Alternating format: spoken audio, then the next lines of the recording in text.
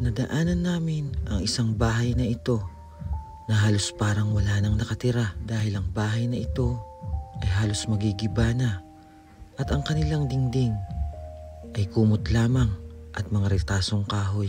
Ang bubong ng tahanang ito ay trapal lamang na sako. Marurupok na ang mga kawayan, ngunit dito pala ay may nakatira, si Lola Lunida at ang kanyang apo na si Shane. Naabutan namin si Shane na magsasaing na para daw sa kanilang hapunan ng kanyang lola. Naghugas na siya ng kaldero na kanilang pagsasaingan. Si Shane ang tanging inaasahan ngayon ni Lola Lunida dahil ang matanda ay mayroong karamdaman.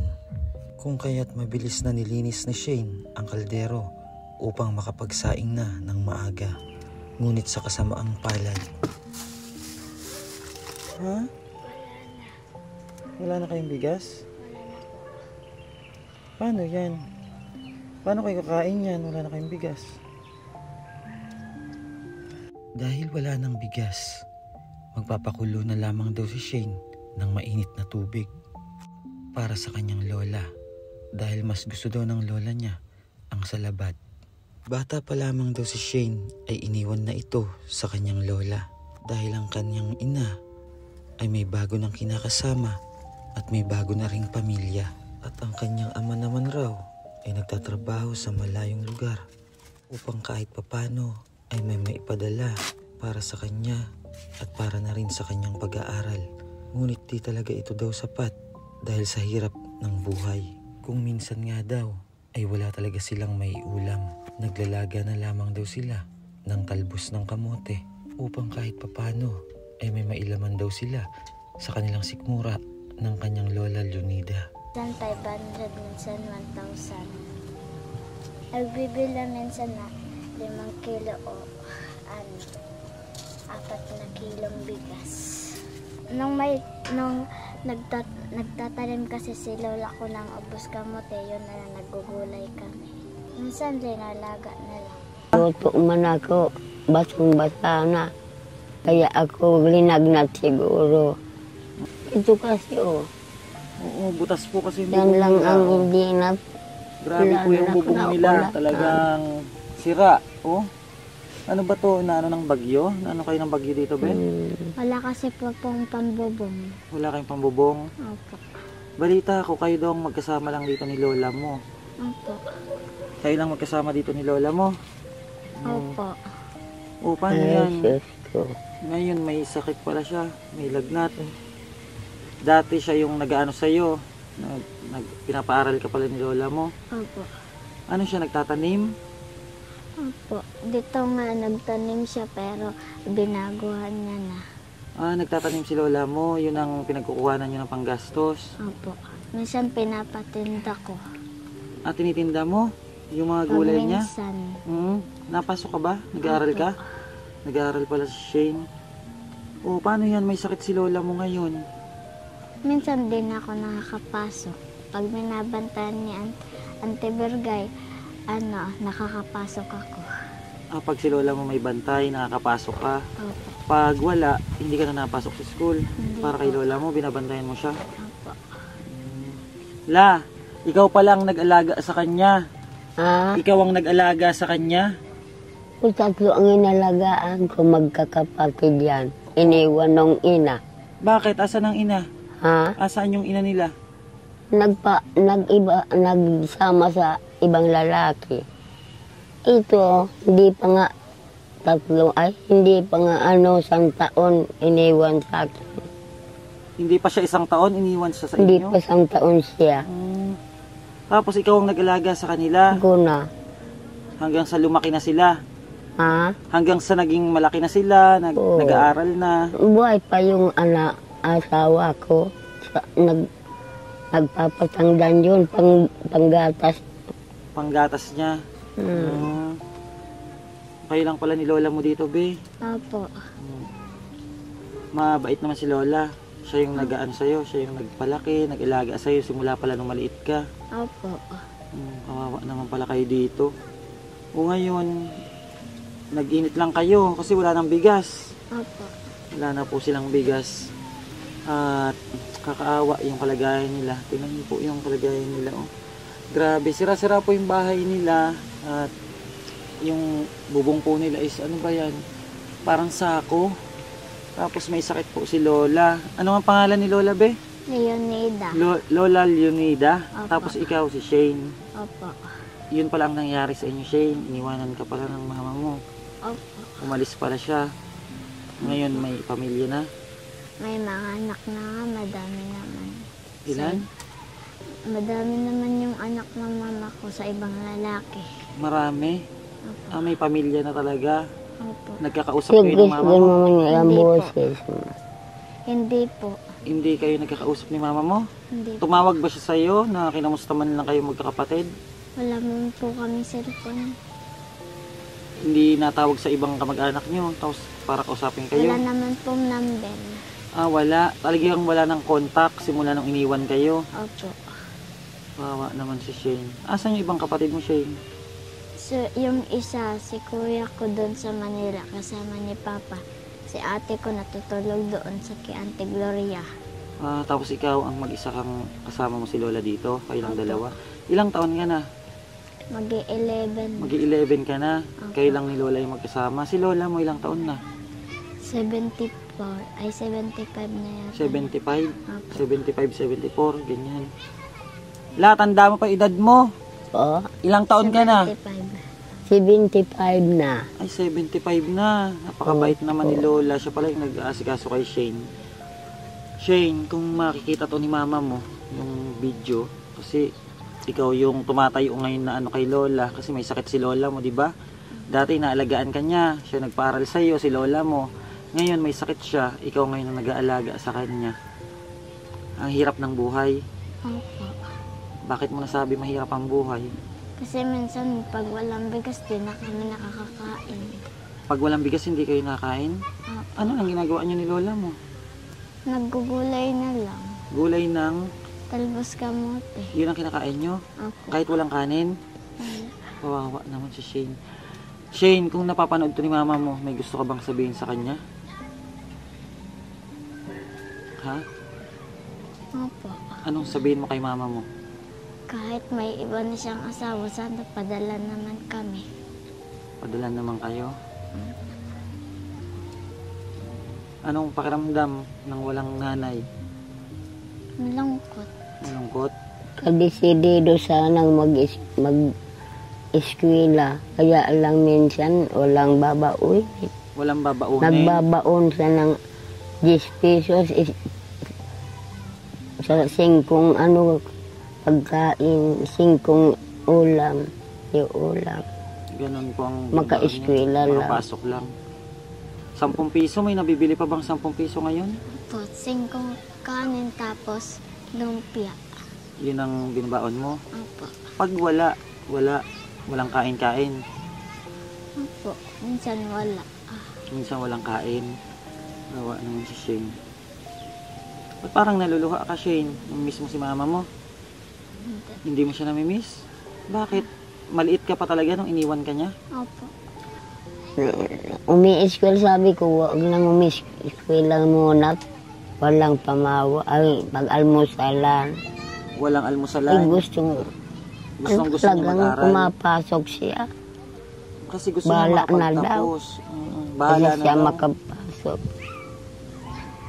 Masipag mag-aral si Shane. Minsan pag nag-alis na, naiyak ako sa sa aw. Bakit? Naaw akong umalis dito walang nag-almusal. Walang almusal? 10 piso lang ang baon na maghapon.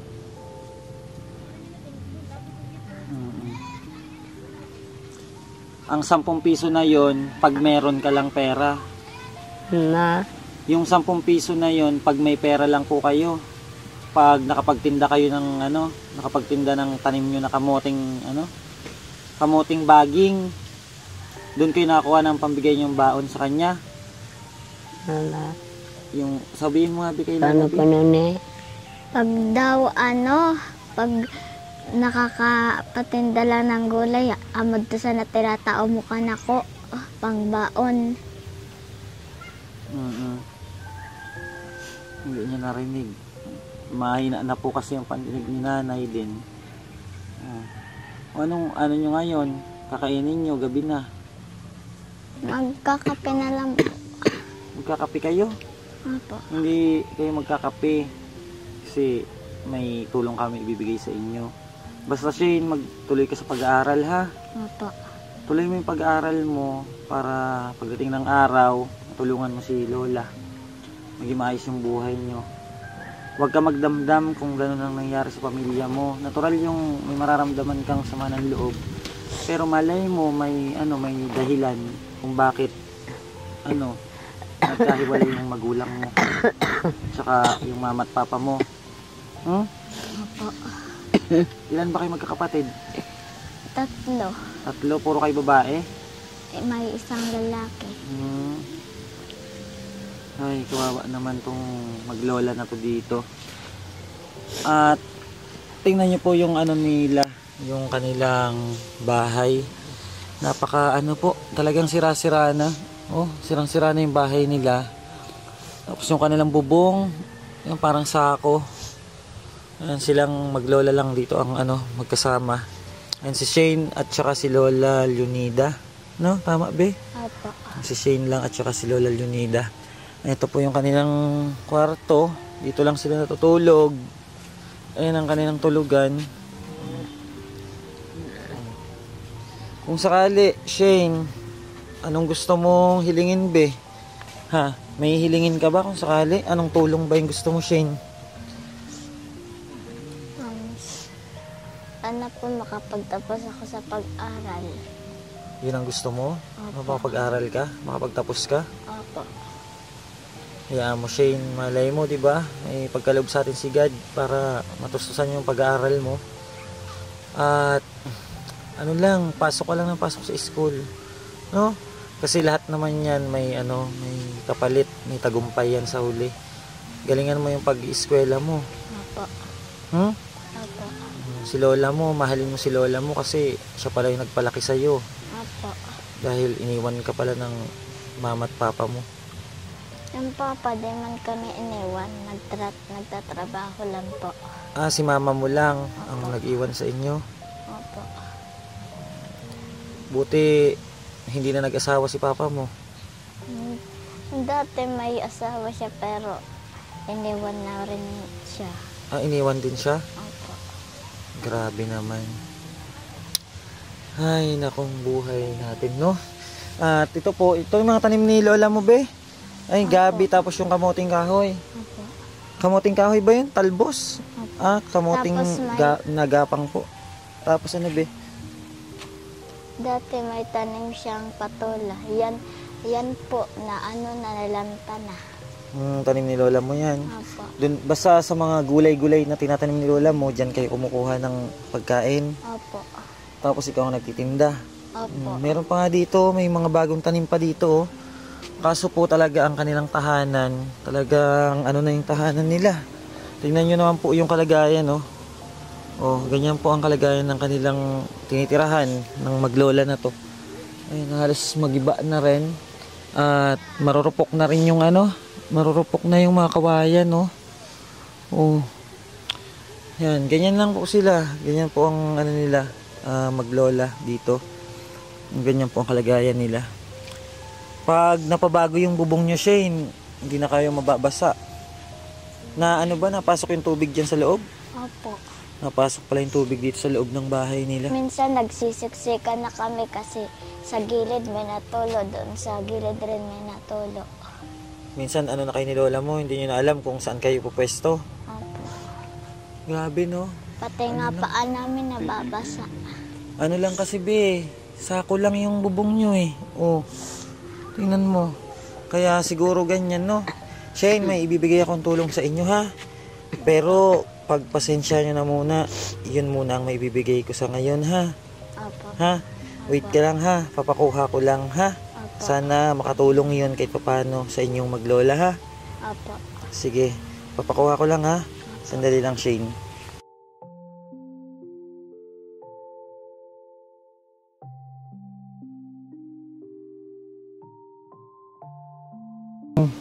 Yung tulong namin, andyan na. Ha? Opo. Pagpasensya nyo na muna yun, ha? Ito na po yung tulong natin para sa kanila. Tulong natin kila Shane. Shane, ayun na, oh. Lapag mo din, Jay. Buksan mo. Shane, ayan. Meron kaming dala sa inyong grocery. Tapos bigas. Oh, 2 sakong bigas. Yan, buksan mo nga. Pakita mo kay Shane yung mga dala natin. Sana makatulong yan sa inyo, be, ha? Ni lola mo. Ilabas mo, ano, PJ. Dala natin kay Shane. Sa atin lahat, no? Yan, para may makain sila ditong maglola. Ay, kaula ko. May nasa din na sana. Na, yan na yun. May gatas kayo. Oh. Bigay mo kay nanay yung gatas niya. Biscuit na yun. Atas niya na yun.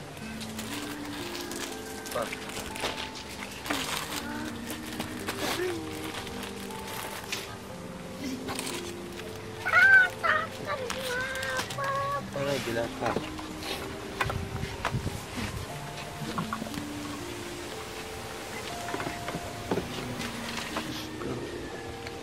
Ano po? Yan na yung tulong namin sa inyo, ha? Pagpasensyahan muna yan. Ha? Pero malay mo makabalik kami sa ibang araw. Ha? Opo. Ayan, oh, may ano po siya. 2 sakong bigas. Tapos may mga biskwit. May tinapay, may gatas si nanay, may dilata, may noodles dyan. Ha? Opo. Ano yan? Pagkain nyo ni lola mo. Anong tawag mo sa kanya, nanay o lola?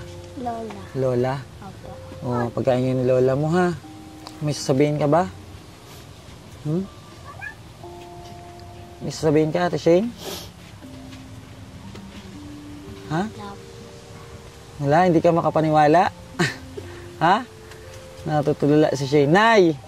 May pagkain na kayo ni Shane. Salamat sa inyo. Walang anuman. Salamat naman. May pangsaing na kayo. Matagal nyo yan ubusin. Laking salamat. Walang anuman. At mag-iingat kayo dito, ha? Mag-iingat kayong maglola dito. Nagugutom na kayo? Pakainin mo si lola mo, be. Ano bang kinakain niyang biskwit? Ito? Skyflakes? Nakain si lola mo yan? Ha? Ayun na lang po kasi Ito? din naman yan. Ito? Ala, nay, kain ka na. Kainin mo si lola mo. Kain ka, magkain mo na daw ka.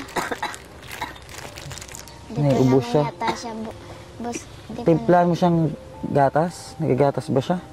Opo. Hindi. Pero pag dinalagnat siya, ayan niya ang gatas, gusto niya sa labat. May salabat ka pa dun. Opo. Timpla mo si lola mo, ha? Ayan po mga kababayan at yan po ang naibigay natin kila Shane, ano? At sana kahit papaano tulungan natin sila sa ganitong bagay. At sa may mabuting puso po dyan mga kababayan, baka po sakaling maanuhan natin sila ng kanilang bubong. Kahit papaano mapagawa ng konti yung bahay nila. Talagang ano na, sira-sira na po. Thank you po at pa-share po nating video. Pa-like po and comment na lang po. And kung may papabot man po kayong tulong para sa maglolang ito, message na lang po kayo sa ating Facebook page, Bench TV po. Yung may 2 million followers po mga kababayan, para po makaiwas tayo sa mga taong pagsamantala at manloloko. Thank you so much po and God bless po sa inyong lahat.